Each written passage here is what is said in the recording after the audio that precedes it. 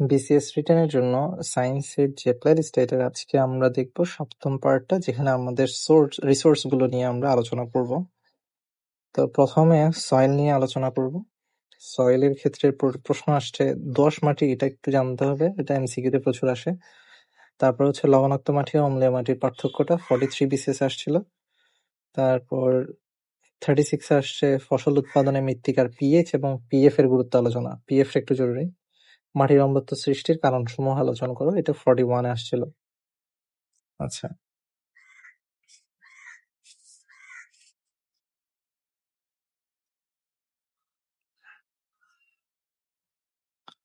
মাটির প্রকারভেদগুলো একটু দেখি আগে।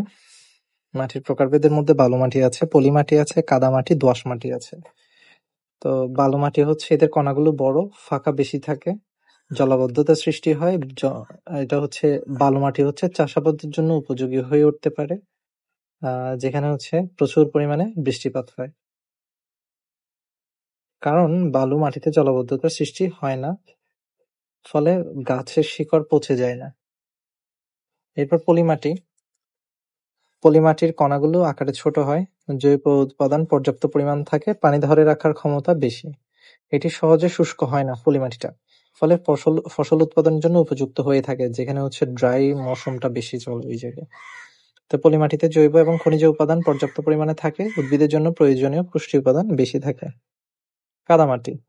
কাদামাটির ক্ষেত্রে জৈব উপাদান কম থাকে, এগুলো মূলত জলাবদ্ধতা সৃষ্টি হয়, ফসলের মূল পচে যায়। তো এটা ফসল উৎপাদনের জন্য খুব একটা আহ ভালো না। তবে এটা দিয়ে কাদামাটি দিয়ে ঘরের সাজানোর জিনিসপত্র এমনকি গহনাও তৈরি করা হয়। সবচেয়ে ইম্পর্টেন্ট হচ্ছে ফসল চাষাবাদের জন্য দোআঁশ মাটিটা খুব উপযোগী। কেন? দোআঁশ মাটির একদিকে যেমন পানি ধারণ ক্ষমতা ভালো, আবার প্রয়োজনের সময় পানি দ্রুত নিষ্কাশনও হতে পারে।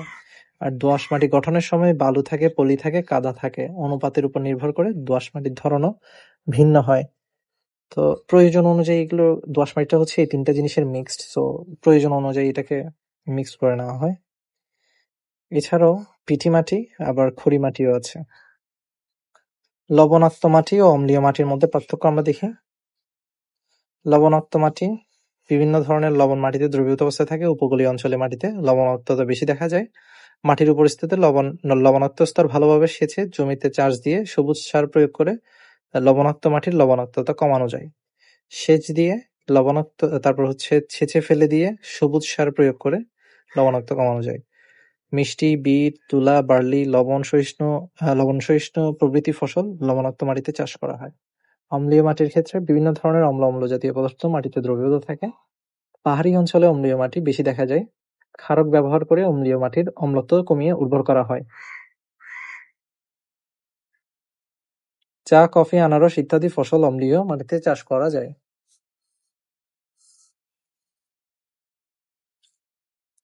ফসলের পিএইচ, ফসল উৎপাদনের মৃত্তিকার পিএইচ এবং পিএফ এর গুরুত্ব আলোচনা করুন। পিএইচটা তো আমরা অলরেডি জানি যে হাইড্রোজেনের ঘনমাত্রার ঋণাত্মক লগারিদমটাকে পিএইচ বলা হয়। আর মাটির ক্ষেত্রে 6 থেকে 8 এর মধ্যে হলে সবচেয়ে ভালো হয়, আর এর থেকে কমে গেলে উর্বরতা নষ্ট হয়, ফসল উৎপাদনে ব্যাঘাত ঘটে। পিএফটা হচ্ছে কি মৃত্তিকার কৌশিক বিভব প্রকাশক একক। মৃত্তিকার কৌশিক বিভব প্রকাশক একক। আবার বলি, মৃত্তিকার কৌশিক বিভব প্রকাশক একক হলো পিএফ। পিএফ যত বেশি হবে মাটির পানি ধারণ ক্ষমতা তত বেশি। তাই কোনো জমির পিএফ এর মান জানা থাকলে উক্ত জমিতে চাষাবাদের জন্য কি পরিমাণ সেচ দিতে হবে তা সহজে বের করা যায়। অর্থাৎ পানি সেচের জন্য পিএফ এর মানটা খুবই গুরুত্বপূর্ণ। আচ্ছা, মাটিতে অবস্থিত কয়েকটি সাধারণ খনিজ এবং তাদের ব্যবহার। ম্যাগনেটাইট হচ্ছে Fe3O4, এটা লোহা তৈরিতে ব্যবহৃত হয়। চুনাপাথর, ক্যালসিয়াম কার্বনেট ইত্যাদি বিভিন্ন কাজে ব্যবহার করা হয় চুনাপাথর। তারপর হচ্ছে কোয়ার্টজ হচ্ছে সিলিকন অক্সাইড, কাঁচ, সিরিজ কাগজ, রেডিও, ঘড়ি তৈরিতে ব্যবহৃত হয়ে থাকে। সিলভার বা রূপা, এটা গহনা তৈরিতে। মাইকা হচ্ছে বৈদ্যুতিক যন্ত্রপাতিতে বিদ্যুৎ নিরোধক হিসেবে। জিপসাম হচ্ছে সিমেন্ট এবং প্লাস্টার অফ প্যারিস তৈরির কাঁচামাল। এই প্লাস্টার অফ প্যারিস পরীক্ষায় প্রায় আসে, এটার কাঁচামাল হচ্ছে জিপসাম। ক্যালসিয়াম সালফেটকে জিপসাম বলে। ক্যালসিয়াম সালফেট হচ্ছে জিপসাম, প্লাস্টার অফ প্যারিস। ধাতব, পাইরাইট, সালফার এবং নানা রকম ধাতু তৈরি হয়। সোনা ও হীরা গহনা তৈরিতে, গ্যাস, কয়লা, পেট্রোল এগুলো জ্বালানি হিসেবে ব্যবহৃত হয়ে থাকে। মাটির অম্লত্ব সৃষ্টির কারণসমূহ: শিল্প কারখানা এবং গৃহস্থলীর অম্লধর্মী বর্জ্য মাটিতে বেশি অম্লত্ব সৃষ্টি করে। কৃষি জমিতে অতিরিক্ত অম্লধর্মী রাসায়নিক সার ব্যবহার, এসিড বৃষ্টি ইত্যাদি কারণে অম্লত্ব সৃষ্টি হয়। এটা 41 আসছিল। এরপর টপিক 2, সয়েল পলিউশন মানে মাটির দূষণটা নিয়ে। মাটির দূষণের 38তম বিশেষ একটা আসছে যে লবণাক্ত মাটিতে শস্যবাদ চাষার আওতায় আনা যায় কিভাবে। আমরা অলরেডি পড়ছি যে লবণাক্ততা উপরের ক্রাস্টটা মানে লবণাক্ত ক্রাস্টটা রিমুভ করে অথবা সেচ দিয়ে অথবা সবুজ সার ব্যবহার করার মধ্য দিয়ে। তারপর এরপরের টপিক হচ্ছে, আমরা একটু দ্রুত যাবো, এই চ্যাপ্টারটা অনেক বড়। ন্যাচারাল গ্যাস সম্পর্কে আসছে, পেট্রোলিয়াম গ্যাস, ন্যাচারাল গ্যাস, এগুলো নিয়ে, গ্যাস বা জীবাশ্ম জ্বালানি নিয়ে। এখানকার জীবাশ্ম জ্বালানির প্রশ্নগুলো দেখি। 40 আসছে জীবাশ্ম জ্বালানি কি, প্রকৃতিতে কিভাবে এটা সৃষ্টি হয়। সবুজ জ্বালানি কি। 44 আসছে প্রাকৃতিক গ্যাসের ব্যবহারের সংক্ষিপ্ত বিবরণ। 38 আসছে প্রাকৃতিক গ্যাসের সুবিধা কি কি। 37 আসছে বিদ্যুৎ এবং সার উৎপাদনে প্রাকৃতিক গ্যাসের ব্যবহার কেন প্রয়োজন। তারপর 23 আসছে প্রাকৃতিক গ্যাসের কাঁচামাল হিসেবে ব্যবহার করে কিভাবে বিদ্যুৎ উৎপাদন করা যায়। 44 আসছে এলপিজির সম্পূর্ণ নাম কি, মানে এলপিজির ফুল ফর্ম কি, লিকুইফাইড পেট্রোলিয়াম গ্যাস। এই জিনিসটা লিখতে হবে। এর প্রধান গ্যাসগুলো কি কি এগুলো জানতে হবে। 27 আসছে, 44 আসছে সিএনজি কি। তা 44 আসছে এটা এটা কোথায় ব্যবহৃত হয়। 25 এবং 28 বিসিএস দুইটাতেই আসছে সিএনজিটা। তার মানে 3বার আসছে প্রশ্নটা সিএনজি। 40 আসছে পেট্রোলিয়াম গ্যাস এবং গ্যাসোলিন পাওয়া যায় কিভাবে বা এটা নিষ্কাশনের পদ্ধতি। 40 আসছে। 28 আসছে হচ্ছে পেট্রোল, ডিজেল, কেরোসিনের মধ্যে পার্থক্য কি। 44তম বিসিএস আসছে পেট্রোল আগুন পানি দিয়ে নিভানো যায় না কেন। 44 আসছে সীতাকুণ্ড ট্র্যাজেডির সম্ভাব্য কারণ, যদি এটা এখন প্রয়োজন না, তবে এমনিতে জেনে রাখা জরুরি। 37তম হচ্ছে খনিজ কয়লা উৎপত্তি সম্পর্কে লিখুন। 44 আসছে বাংলাদেশের কয়লা ক্ষেত্রগুলোর নাম লিখুন। 5টা কয়লা ক্ষেত্র আছে সম্ভবত। তারপর 37তমতে আসছে রামপালের বিদ্যুৎ কেন্দ্র দেশের অর্থনীতিতে গুরুত্বপূর্ণ অবদান রাখবে, আলোচনা করুন। এগুলো আসবে না এখন, হয়তো নিউক্লিয়ার পাওয়ার প্ল্যান্ট নিয়ে একটু প্রশ্ন আসবে, ওইটাই হচ্ছে এখন হট টপিক। জীবাশ্ম জ্বালানি কি। বিভিন্ন প্রাণী উদ্ভিদের দেহবিশেষ মাটির শিলাস্তরের নিচে বহুকাল চাপা পড়ে থাকার ফলে যে জ্বালানি সৃষ্টি হয় তাকে জীবাশ্ম জ্বালানি বলে। যেমন প্রাকৃতিক গ্যাস, প্রাকৃতিক কয়লা, প্রাকৃতিক তেল ইত্যাদি হচ্ছে জীবাশ্ম জ্বালানি। এটা কিভাবে সৃষ্টি হয়। বিভিন্ন কারণে জীবজন্তু, গাছপালা এবং কোটি কোটি বছর পূর্বে এরা মাটির চাপা পড়ে কঠিন তাপ ও চাপে বাতাসের অনুপস্থিতিতে কয়লা, তেল, গ্যাস উৎপন্ন করে শিলার খাঁজে কাজে জমা হয়। এগুলোই হচ্ছে জীবাশ্ম জ্বালানি। জীবাশ্ম জ্বালানি অপচয় রোধে করণীয়: রান্নাবান্না শেষে চুলা বন্ধ করে রাখা, গ্যাসের চুলার উপর কাপড় শুকাতে না দেওয়া, পথের মধ্যে থামতে হলে গাড়ির ইঞ্জিন বন্ধ রাখা, যানবাহনের ইঞ্জিন ত্রুটিমুক্ত রাখা, তারপর ব্যবহারের প্রয়োজনীয়তা সম্বন্ধে নিশ্চিত হওয়া বা জানা, জ্বালানি শক্তিকে বাণিজ্যিক সম্পদ না ভেবে সমষ্টিগত সম্পদ, ব্যক্তিগত বাণিজ্যিক সম্পদ না ভেবে সমষ্টিগত সম্পদ বিবেচনা করা, অর্থাৎ বুঝে শুনে ব্যবহার করা। সবুজ জ্বালানি কি। যে জ্বালানি হচ্ছে পরিবেশ বান্ধব এবং কার্বন মুক্ত, যেমন পানি, বায়ু, সূর্যের আলো ইত্যাদি হচ্ছে নবায়নযোগ্য শক্তি বা সবুজ জ্বালানি। প্রাকৃতিক গ্যাস কি। প্রাকৃতিক গ্যাস হচ্ছে ভূগর্ভে প্রাপ্ত দাহ্য গ্যাসের মিশ্রণকে প্রাকৃতিক গ্যাস বলে। ভূগর্ভে প্রাপ্ত দাহ্য গ্যাসের মিশ্রণকে প্রাকৃতিক গ্যাস বলে। প্রাকৃতিক গ্যাসের প্রধান উপাদান হচ্ছে মিথেন, যা হচ্ছে 80 থেকে 90 ভাগ। তবে সামান্য পরিমাণ অন্যান্য পদার্থ যেমন ইথেন, প্রোপেন, বিউটেনও থাকে।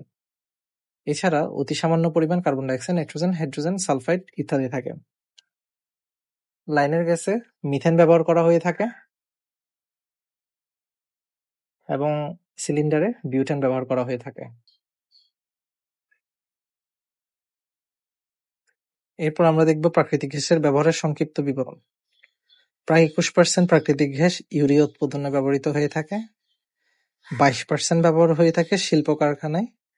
50% ব্যবহার করা হয় জ্বালানি উৎপাদনে, অর্থাৎ বিদ্যুৎ উৎপাদনে জ্বালানি হিসাবে 50% মানে 50% গ্যাস ইউজ করা হয়। তাহলে 11% হচ্ছে বাসাবাড়িতে, 21% হচ্ছে ইউরিয়া উৎপাদনে, তারপর 22% হচ্ছে শিল্প কারখানায়, তারপর 50% হচ্ছে বিদ্যুৎ উৎপাদনে। 11 বাসাবাড়িতে, 21 হচ্ছে ইউরিয়া উৎপাদনে, 22 হচ্ছে কলকারখানায়, শিল্প কারখানায়, তারপর 50% হচ্ছে বিদ্যুৎ উৎপাদনে। টোটাল 100% ব্যবহার, গ্যাসের ব্যবহার।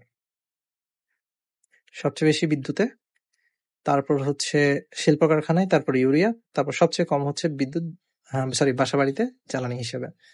সীমাবদ্ধতা এবং এটা লাগবে না। এরপর আমরা দেখি জ্বালানি হিসেবে প্রাকৃতিক গ্যাসের সুবিধা কি কি। সাশ্রয়ী, পরিবেশের জন্য কম ক্ষতিকর, বিদ্যুৎ উৎপাদন, শিল্প কারখানা, বাসাবাড়ি এবং যানবাহনের জ্বালানি হিসেবে এটি ব্যবহার করা যায়। বিদ্যুৎ ও সার উৎপাদনে প্রাকৃতিক গ্যাসের ব্যবহার কেন প্রয়োজন? একটা হচ্ছে প্রাকৃতিক গ্যাসের ক্ষেত্রে বিদ্যুৎ উৎপাদনে খরচ কম, পরিবেশ দূষণ হলেও দূষণের মাত্রা কম, প্রাকৃতিক গ্যাস তুলনামূলক সহজলভ্য, কয়লা ভিত্তিক কেন্দ্র অপেক্ষা প্রাকৃতিক গ্যাস বিদ্যুৎ কেন্দ্র পরিবেশের জন্য কম ক্ষতিকর। প্রাকৃতিক গ্যাস কাঁচামাল হিসেবে ব্যবহার করে কিভাবে বিদ্যুৎ উৎপাদন করা যায়? প্রথমত, আমরা যে প্রাকৃতিক গ্যাসটা পাই তার 80 থেকে 90% হচ্ছে মিথেন গ্যাস। এই গ্যাসকে জ্বালানি হিসেবে ব্যবহার করে প্রচন্ড তাপশক্তি উৎপাদন করা যায়। তাপশক্তিকে কাজে লাগিয়ে টারবাইন ঘোরানো হয়, ফলে জেনারেটরের সাহায্যে বিদ্যুৎ উৎপাদন করা যায়। এলপিজি হচ্ছে লিকুইফাইড পেট্রোলিয়াম গ্যাস, যেটা 3 বার পরীক্ষায় আসছে। তো এই প্রধান গ্যাসগুলো হচ্ছে প্রোপেন এবং বিউটেন।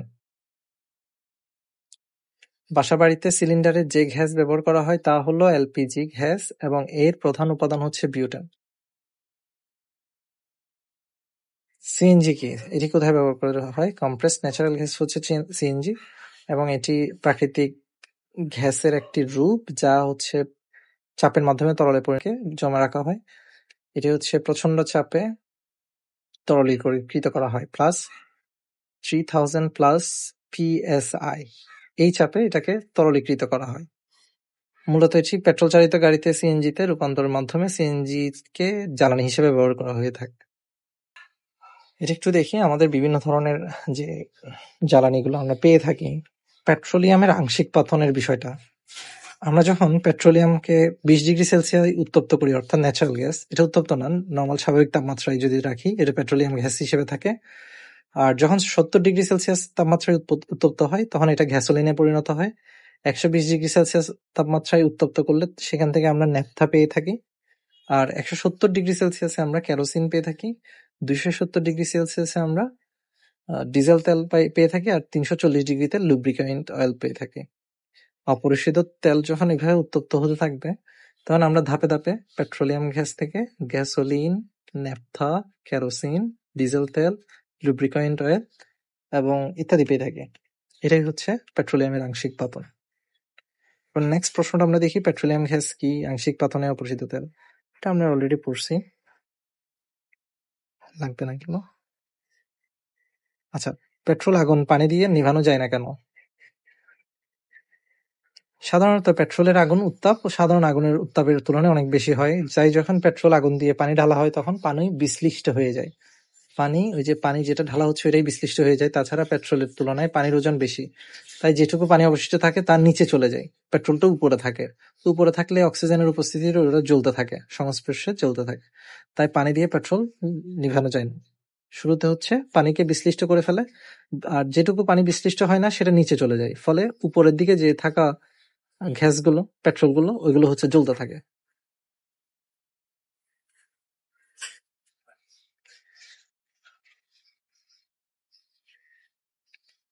বাংলাদেশের কয়লা ক্ষেত্রগুলোর নাম লিখুন। কয়লার ক্যালোরি পরিমাপের একক কি? কয়লার ক্যালোরির পরিমাপের একক ব্রিটিশ থার্মাল ইউনিট অনুযায়ী কয়লার মানকে ব্রিটিশ থার্মাল ইউনিট বলে, BTU, ব্রিটিশ থার্মাল ইউনিট দ্বারা প্রকাশ করা হয়।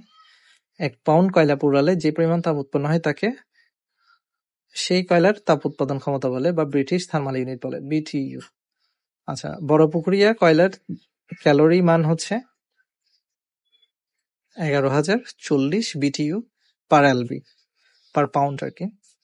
তা আমাদের 5টা প্রধান কয়লা ক্ষেত্র রয়েছে। একটা হচ্ছে দিঘিপাড়া কয়লা ক্ষেত্র, যেটা দিনাজপুরে। বড়পুকুরিয়াটাও হচ্ছে দিনাজপুরে। ফুলবাড়ি কয়লা ক্ষেত্রটাও হচ্ছে দিনাজপুরে। আর রংপুরে হচ্ছে খালাস পীর, রংপুরের যে পীর ছিল ওটাকে খালাস করে দেওয়া হয়েছে, রংপুরের খালাস পীর কয়লা ক্ষেত্র। আর জয়পুরহাটের জামালগঞ্জ, বরকেজ। তাহলে ফুলবাড়ি, বড়পুকুরিয়া, দিঘিপাড়া এগুলো হচ্ছে দিনাজপুরে। এরপর হচ্ছে লিমিটেশন। 4 নম্বর টপিকে হচ্ছে লিমিটেশন এবং conservation of our resource forestry. এই জিনিসগুলো আমরা দেখবো। 10, 21, 29, 36 সবগুলোতে আসছে নবায়নযোগ্য জ্বালানি। এবারও সম্ভবত 46-এও সম্ভবত আসছিল। 41 আসছে নবায়নযোগ্য জ্বালানির গুরুত্ব আলোচনা করো। 29তমতে আসছে নবায়ন জ্বলক জাল। বাংলাদেশের অবস্থান বর্ণনা করো। সৌরশক্তির বর্তমান ব্যবহার 38 আসছে। 13, 25, 28, 30 এটাতে আসছে বায়োগ্যাস কি, বায়োগ্যাসে কি কি থাকে, এটাই খুব ইম্পর্টেন্ট, তখন বেশি আলোচিত ছিল। 40তমতে আসছে বায়োগ্যাস এবং বায়োমাস কি, বায়োগ্যাসের প্রধান উপাদান সমূহ কি কি, এগুলো লিখতে বলছে। 17, 28, 30 এই তিনটা বিসিএস আসছে বায়োগ্যাসের ব্যবহার। 40ও আসছে, মানে বায়োগ্যাস সম্পর্কে প্রশ্ন আসছে কোনো না কোনো ভাবে। এটা কোথায় ব্যবহার করা হয়, এটার উপাদান কি, এটা কাকে বলে, এটার প্রস্তুত প্রণালী কি। 17, 25, 40 তিন জায়গায় আসছে। আচ্ছা, জীব বৈচিত্র্য সংরক্ষণ বা বায়োডাইভার্সিটি কনজারভেশন, এই জিনিসটা 36 এবং 41 আসছে। Conservative community conservative area CCA, এটা আসছে 36-এ। তারপর হচ্ছে ময়েস্ট ডেসিডিউস ট্রাই এবং ওয়েট বন, এগুলো কি, এগুলো সম্পর্কে আসছে 36-এ। রেইন ফরেস্ট আসছে 36-এ। বাংলাদেশের অংশে সুন্দরবনের অংশ কতটুকু, আয়তন কতটুকু, এটা এমসিকিউ প্রশ্ন। 36 আসছে। বাঘ সংরক্ষণের হুমকি, বন কিভাবে পরিবেশের ভারসাম্য রক্ষা করে, বন উজাড়ের ফলে পরিবেশের কি কি ক্ষতি হয়, এগুলো বানিয়ে লেখা যায় আসলে। নবায়নযোগ্য জ্বালানি, যে শক্তির উৎসকে বারবার ব্যবহার করা যায় তাকে নবায়নযোগ্য শক্তি বলে, যেমন সূর্যরশ্মি, বায়োগ্যাস, পানি, বাতাস, পানির জোয়ার ভাটা, ভূচাপ ইত্যাদি। নবায়নযোগ্য জ্বালানির গুরুত্ব আলোচনা করো। বারবার ব্যবহার করা যায়, শেষ হয়ে যাবার সম্ভাবনা নেই, দূষণের মাত্রা নগণ্য। নবায়নযোগ্য জ্বালানি বিষয়ে বাংলাদেশের অবস্থান হচ্ছে, বাংলাদেশ অলরেডি পানি বিদ্যুৎ উৎপাদন কেন্দ্র আছে কাপ্তায়ে, সোলার পিভি ব্যবহার করে সৌর বিদ্যুৎ উৎপাদন করছে বিভিন্ন জায়গায়, বায়ু বিদ্যুৎ, পৌর বর্জ্য থেকে বিদ্যুৎ, গোবর এবং পোল্ট্রি বর্জ্য ব্যবহার করে বায়োগ্যাস, বাতাসের গতি, ধানের তুষ, ইক্ষুর চোবড়া বর্জ্য ও শিল্প প্রক্রিয়ায় অব্যবহৃত তাপ থেকে বিদ্যুৎ উৎপাদন এবং জ্বালানি উৎপাদন করা হচ্ছে। আচ্ছা, একটা ইম্পর্টেন্ট বিষয় হচ্ছে, বিশ্বে 60 লাখ সৌর প্যানেলের মধ্যে 40 লাখই হচ্ছে বাংলাদেশে ব্যবহার করা হয়, মানে 40 লাখ বাংলাদেশে, টোটাল 60 লাখের মধ্যে। এটা একটা বিশাল একটা অ্যাডভান্টেজ আমাদের জন্য। তারপর সৌরশক্তির বর্তমান ব্যবহার ও এর সম্ভাবনা সম্পর্কে আলোচনা করুন। এটা হচ্ছে কৃত্রিম উপগ্রহে সৌরকোষ ব্যবহার করা হয়ে থাকে, পরীক্ষামূলকভাবে বিমান চালনা করা হচ্ছে, ক্যালকুলেটর এবং ইলেকট্রনিক ঘড়ি ইত্যাদিতে সৌরশক্তির সাহায্যে চালানো হচ্ছে, সৌরশক্তির মাধ্যমে বিদ্যুৎ উৎপাদন করা হচ্ছে, বিভিন্ন জায়গায় সেচের ক্ষেত্রেও সৌরশক্তি ব্যবহার করা হয়ে থাকে সোলার প্যানেল দিয়ে। বায়োগ্যাস কি, এর প্রধান উপাদান কি কি, এটা আসছে বায়োগ্যাস এবং বায়োমাস কি। বায়োগ্যাস মূলত গোবর, মলমূত্র, পাতা, খড়কুটো প্রভৃতি পদার্থ পানিতে মিশিয়ে বাতাসের অনুপস্থিতিতে রাখলে এক ধরনের ব্যাকটেরিয়ার সাথে ফার্মেন্টেশন বা গাজন প্রক্রিয়ায় বর্ণহীন দাহ্য গ্যাস উৎপাদন হয়। এই বর্ণহীন দাহ্য গ্যাসকে বলা হয় বায়োগ্যাস। এটা তৈরি হয় একটা বিশেষ ব্যাকটেরিয়ার ফার্মেন্টেশন বা গাজন প্রক্রিয়ায়। আর বায়োগ্যাসের উপাদান হচ্ছে 60 থেকে 70% হচ্ছে মিথেন, 60 থেকে 70% হচ্ছে মিথেন, CH4। এছাড়াও কি কি থাকে এখানে দেখি আমরা, কার্বন ডাইঅক্সাইড, সালফার এবং অন্যান্য গ্যাস মিশ্রিত থাকে। বায়োমাসটা হচ্ছে কি, সেসব জৈব পদার্থকে বোঝায় যাদের শক্তিতে রূপান্তর করা যায়। বায়োমাস প্রধানত কার্বন এবং হাইড্রোজেন দ্বারা গঠিত হয়। নবায়নযোগ্য শক্তির অন্যতম উৎস হচ্ছে বায়োমাস। জিনিসটা একটু আবার বলি, বায়োমাস হচ্ছে সেই সব জৈব পদার্থ যাদেরকে শক্তিতে রূপান্তর করা যায়। যে সকল জৈব পদার্থকে শক্তিতে রূপান্তর করা যায় তাদেরকে বায়োমাস বলা হয়। আচ্ছা, বায়োমাসের ব্যবহার, রান্নাবান্নার কাজে বায়োমাস ব্যবহার করা হয়, জেনারেটর সাহায্যে বিদ্যুৎ উৎপাদন, পাম্প চালিয়ে কৃষি জমিতে পানি সেচ দেওয়া, বর্জ্য পদার্থ প্ল্যান্টে ব্যবহারের ফলে গ্যাস নির্গত হওয়ার পর অবশিষ্ট থাকে, তা উন্নত মানের একটি জৈব সার হিসেবে ব্যবহার করা হয়ে থাকে। অর্থাৎ প্রথম দিকে যে বর্জ্যগুলো ইউজ করা হয় বায়োগ্যাস উৎপাদন করার জন্য, ওটা গ্যাস উৎপাদন করার পর থেকে গেলে সেটাকে আবার জৈব সার হিসেবে ব্যবহার করা যায়, অর্থাৎ পুরো অংশটাকে ইউজ করা যাচ্ছে। এটি পরিচ্ছন্ন জ্বালানি, উন্নত মানের জৈব সার, দূষণমুক্ত পরিবেশ সহায়ক, স্বাস্থ্যকর ও পরিচ্ছন্ন পরিবেশ বজায় রাখে। বায়োগ্যাসের প্রস্তুত প্রণালী সম্পর্কে লিখুন। এটা একটু টাফ। যেমন এখানে একটা ইনল্যান্ড ট্যাঙ্ক থেকে এটাকে রাখা হয়, তারপর এখানে, আচ্ছা আমরা একটু পড়ে দেখি। গোবর বা যে কোনো পদার্থকে নির্দিষ্ট অনুপাতে পানির সঙ্গে 1:2 অনুপাতে মিশিয়ে কুয়ায় রাখলে তা প্রবেশ নলের মাধ্যমে ডাইজেস্টরে চলে যায়। এটা হচ্ছে প্রবেশদ্বার, এইটা হচ্ছে যে প্রবেশ নলটা, এটা নলের মধ্য দিয়ে এখানে ডাইজেস্টরে চলে যায়, ডাইজেস্টর যন্ত্রে চলে যায়, এখানে গাজন প্রক্রিয়া ঘটে, অর্থাৎ ডাইজেস্টরে গাজন প্রক্রিয়া ঘটে এবং গ্যাস উৎপন্ন হয়। সৃষ্ট গ্যাস স্লারির মধ্যে আংশিক নিমজ্জিত ভাসমান গম্বুজে জমা হয়। এই গ্যাসটা উপরের দিকে উঠে এখানে এসে জমা হয়। ধারক গম্বুজে মজুদ গ্যাস নির্গমন নল দিয়ে ব্যবহারের জন্য নেওয়া হয়। তার মানে এখান থেকে আউটলেট দিয়ে গ্যাসটা নিয়ে বাইরে ইউজ করা হয়। গ্যাস নির্গত হওয়ার পর যা অবশিষ্ট থাকে, রেসিডিউ থাকে, তা আউটলেটে কুয়া জমা হয় এবং জৈব সার হিসেবে ব্যবহার করা হয়। এই যে আউটলেটে এখানে এসে এখানে জমা করা হয়, যে অংশটা পচে যায়, মানে যেটা আর ইউজ হবে না, ওটা এখানে জৈব সার হিসেবে স্টোর করা হয়, পরবর্তীতে এটা বিভিন্ন জমিতে ইউজ করা হয়ে থাকে। এটাও আপনারা দেখতে পারেন, এটা হচ্ছে স্থির ডোম বায়োগ্যাস প্ল্যান্ট, আর এটা হচ্ছে ভাসমান ডোম মডেল বায়োগ্যাস প্ল্যান্ট।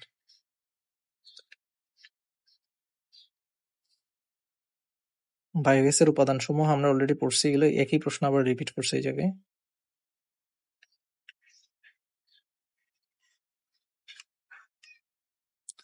বায়োডাইভার্সিটি, এই বিষয়টা একটু জানা জরুরি। জীববৈচিত্র্য বা বায়োডাইভার্সিটি পৃথিবীর পৃষ্ঠের জল, স্থলভাগে বসবাসকারী সকল প্রকার জীবের মধ্যে বিরাজমান জিনগত, প্রজাতিগত, বাস্তুতান্ত্রিক বিভিন্নতা ও সংখ্যার প্রাচুর্যতা রয়েছে, একে জীববৈচিত্র্য বলে। প্রজাতিগত, জিনগত, বাস্তুতান্ত্রিক বিভিন্নতা বা সংখ্যার প্রাচুর্যতা রয়েছে, একেই জীববৈচিত্র্য বলে। আচ্ছা, বাকিটা বানিয়ে লেখা যাবে। আচ্ছা, জীববৈচিত্র্য অবনতির কারণ হচ্ছে দুইভাবে ব্যাখ্যা করা যায়, একটা হচ্ছে প্রাকৃতিক আর একটা হচ্ছে মানবসৃষ্ট। প্রাকৃতিকের বিষয়টা হচ্ছে অগ্ন্যুৎপাত, ভূমিকম্প, ঘূর্ণিঝড়, বন্যা, খরা, দাবানল ইত্যাদির কারণে প্রাকৃতিক উপায়ে জীববৈচিত্র্য ধ্বংস হচ্ছে। এছাড়াও মানবসৃষ্ট কারণগুলোর মধ্যে দূষণ, এসিড বৃষ্টি, খনিজ সম্পদের অনুসন্ধান, হাইব্রিড প্রজাতি উৎপাদন, জনসচেতনার অভাব ইত্যাদি কারণে জৈববৈচিত্র্য নষ্ট হচ্ছে।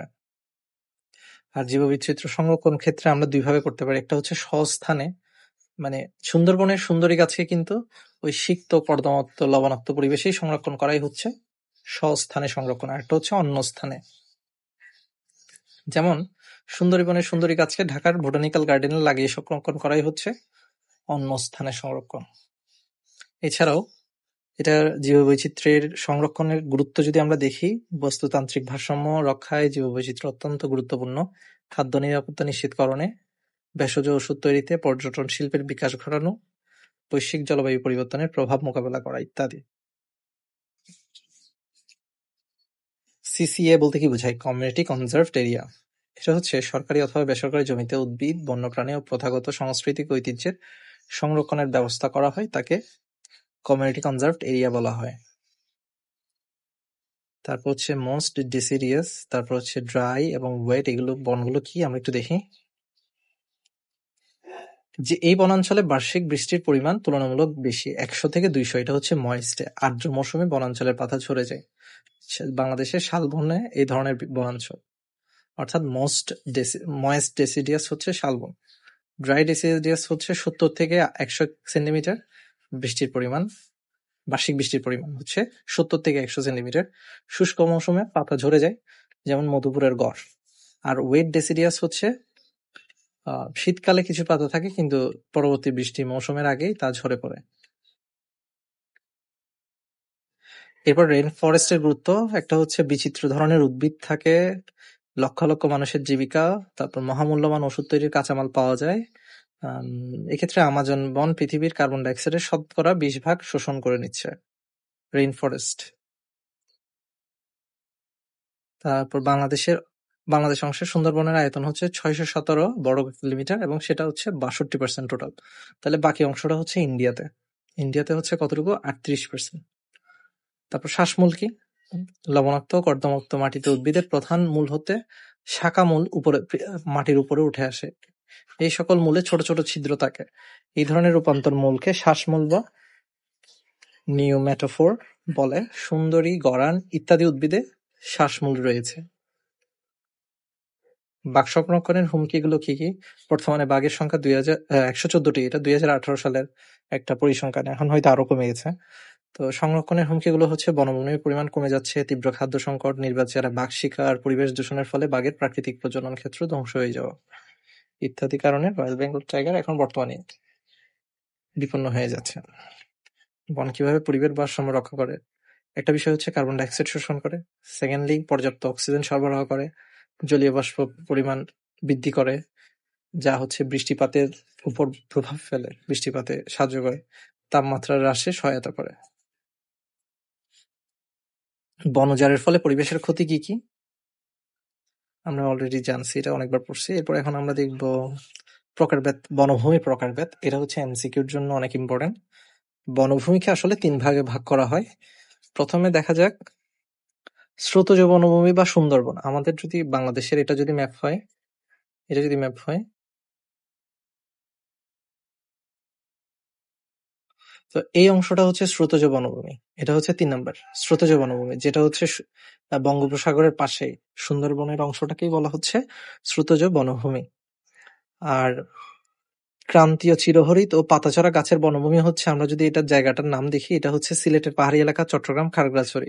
অর্থাৎ এই যে এখানকার হরিকেল জনপদ, যেটা হরিকেল জনপদের অংশগুলোতে যেখানে হচ্ছে পাহাড় পর্বত আছে, এটাই হচ্ছে আমাদের ক্রান্তীয় চিরহরিৎ ও পাতাঝরা গাছের বনভূমি। এটা হচ্ছে সিলেটে এবং চট্টগ্রামে। তারপর মাঝখানে যে ক্রান্তীয় পাতাঝরা গাছের বনভূমি, এটার এরিয়াটা হচ্ছে কোথায়?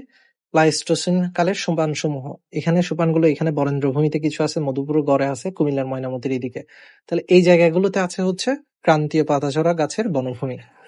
স্রোতজ বনভূমি হচ্ছে এই জায়গায়, ক্রান্তীয় পাতাঝরা গাছের বনভূমি হচ্ছে এই জায়গায় প্লাস্টোসিন কালের সোপানসমূহতে। আর হরিকেলের অংশে রয়েছে ক্রান্তীয় চিরহরিৎ ও পাতাঝরা গাছের বনভূমি। তাহলে চট্টগ্রামের দিকে যে ক্রান্তীয় চিরহরিৎ ও পাতাঝরা গাছের বনভূমি রয়েছে, এখানকার প্রধান বৃক্ষ চাপালিশ, তেলসুর, ময়না, গর্জন, জারুল, গামার ইত্যাদি, করই, সেগুন ইত্যাদি। আর ক্রান্তীয় পাতাঝরা গাছের বনভূমির মধ্যে রয়েছে, আচ্ছা এখানে বলেনি, একটা বলছে, একটা হচ্ছে শাল আর একটা হচ্ছে গজারি। বরেন্দ্রভূমিতে বেশি বেশি শাল পাওয়া যায়, আর মধুপুর বাওয়ালের গড়ে হচ্ছে সবচেয়ে বেশি পাওয়া যায় গজারি। মধুপুর, ভাওয়ালে, গজারি, বরেন্দ্রভূমিতে শাল। স্রোতজ বনভূমি বা সুন্দরবনে হচ্ছে গরান, গেওয়া আর সুন্দরী, এগুলো পাওয়া যায় স্রোতজ বনভূমি বা সুন্দরবনে। এই হচ্ছে আমাদের সম্পদ অধ্যায়টা।